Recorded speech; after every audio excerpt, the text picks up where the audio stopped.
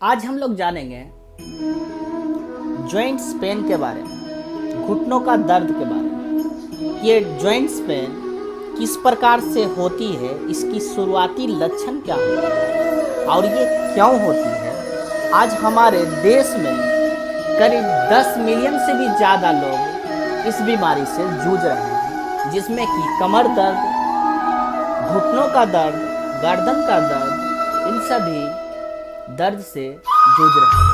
तो इसका मेन कारण क्या है और ये क्यों हो जाता है और इससे हम लोग किस प्रकार से बच सकते हैं, आज हम लोग इसी के बारे में चर्चा करेंगे। तो फ्रेंड्स, बने रहिए हमारे साथ। आज हम लोग जानेंगे कि जॉइंट्स पेन किस प्रकार शुरुआत होती है। तो ज़्यादातर जॉइंट्स पेन महिलाओं में देखा गया है, जो कि अक्सर अपने पूरे समय को घर में बिताते हैं। तो जॉइंट्स पेन होने का जो पहला चरण होता है कि आपका शरीर जब ओवर बॉडी वेट हो जाती है, आपकी शरीर का वजन ज़्यादा होने लगता है, जिसके कारण भी जॉइंट्स पेन शुरुआत हो जाती है। इसके अलावा अगर आपका कैल्शियम की कमी या जो हमारे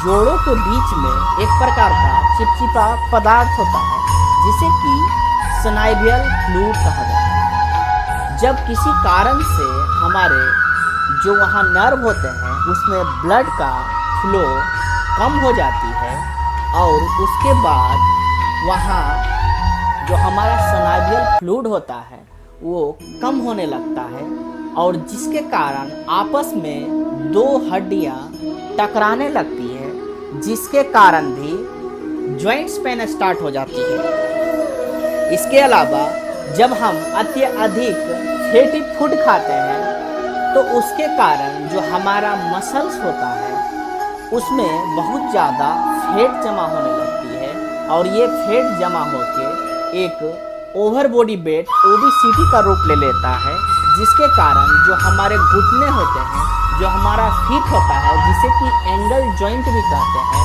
तो वहाँ अत्यधिक दबाव पड़ने लगती है, और जिसके कारण जॉइंट्स पेन स्टार्ट होता है। जॉइंट्स पेन एक बीमारी नहीं है फ्रेंड्स, ये एक बीमारी नहीं है, ये हमारे खाए हुए भोजन का साइड इफेक्ट होता है कि हम किस प्रकार से भोजन को ग्रहण करते हैं और अपने पूरा दिन किस प्रकार का काम करते हैं। अगर आप रनर हैं, जो कि अगर आप रेसिंग करते हैं, आप लंबे समय तक चलते हैं, खड़े रहते हैं, और अचानक से आप अगर इस काम को छोड़ देते हैं, जिसके कारण भी बहुत सारे जॉइंट्स पेन स्टार्ट हो जाती है, जिसे गठिया भी कहा जाता है। तो इस प्रकार का जो जॉइंट्स पेन होता है उसका मेन रीजन होता है हमारा खाया हुआ भोजन, जिसका साइड इफेक्ट जो होती है वही हमारा जॉइंट्स पेन और ओबेसिटी का रूप ले लेती है। और इस प्रकार के जॉइंट्स पेन के लिए अगर आप एलोपैथी मेडिसिन का यूज करते हैं, अगर आप बहुत ज़्यादा पेन किलर खाते हैं, दर्द निवारक टैबलेट्स, कैप्सूल, इस प्रकार का मेडिसिन का अगर सेवन करते हैं, तो ये क्षणिक ट्रीटमेंट होती है। इससे आपको कुछ समय के लिए राहत मिलती है, लेकिन पुनः फिर से आपका जॉइंट्स पेन स्टार्ट हो जाती है। इस प्रकार के जॉइंट पेन से छुटकारा पाने के लिए आप अपने भोजन को सर्वप्रथम चेंज करें, आप अपने लाइफ स्टाइल को चेंज करें, और जो पूरे टाइम अगर आप घर में बिताते हैं, किसी ऑफिस में बिताते हैं, तो आप प्रत्येक सुबह कम से कम 20 मिनट खाली पैर जरूर टहलें और थोड़ा व्यायाम करें, जिसके कारण आपके शरीर की संपूर्ण मांसपेशियां एक्टिव हो जाएगी और आपको जॉइंट्स पेन से छुटकारा मिलेगी। इसके अलावा अगर आप नेचुरल ट्रीटमेंट लेना चाहते हैं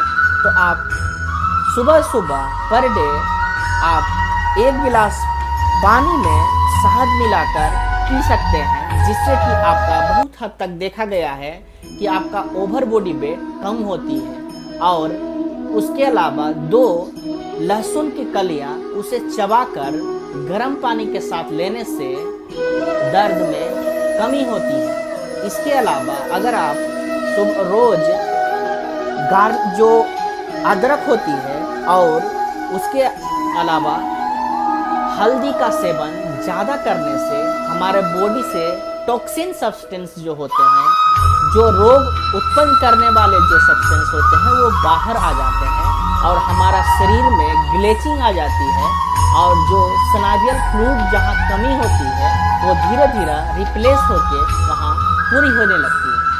और अगर आप एलोपैथी मेडिसिन का ज़्यादा यूज करेंगे, अगर ज़्यादा आप पेन किलर लेते हैं तो उसका बहुत ही घातक परिणाम होता है। जैसे कि आपका जॉइंट्स पेन तो परमानेंट ठीक नहीं होती है, लेकिन उसके अलावा आपको बहुत सारी बीमारियों से जूझना पड़ेगा, क्योंकि जितने भी पेन किलर होते हैं उनका बहुत ज़्यादा साइड इफेक्ट होता है और जो कि हमारे लीवर और हमारे किडनी पर करता है। अगर हम खाना जो भी खाते हैं उसको पचने के बाद जो हमारा न्यूट्रिशन होता है, जो उसमें अच्छे प्रोडक्ट होते हैं, हमारा किडनी उसे फिल्टर करके हमारे शरीर को वापस कर देता है।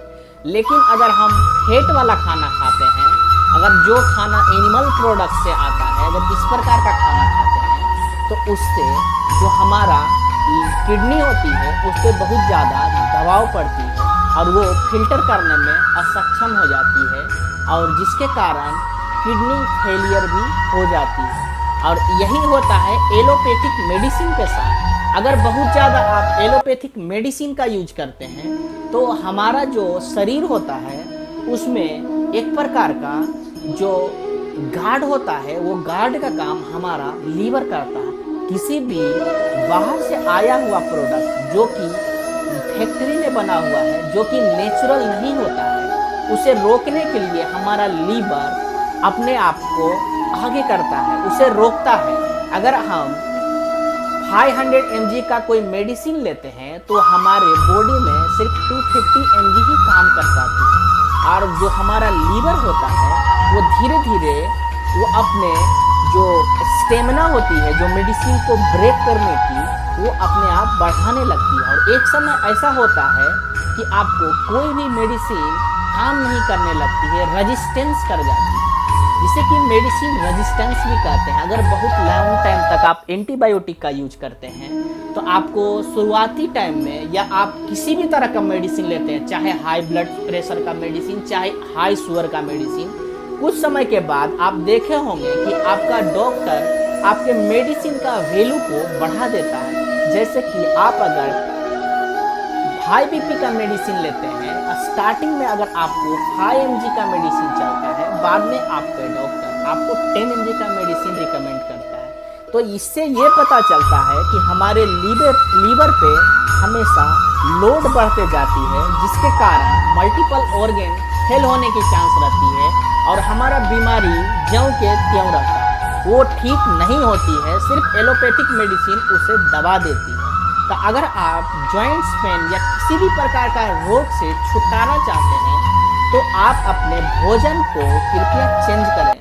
अपने भोजन को आप अगर चेंज करेंगे तो ऑटोमेटिक आपकी बीमारी ठीक हो जाएगी।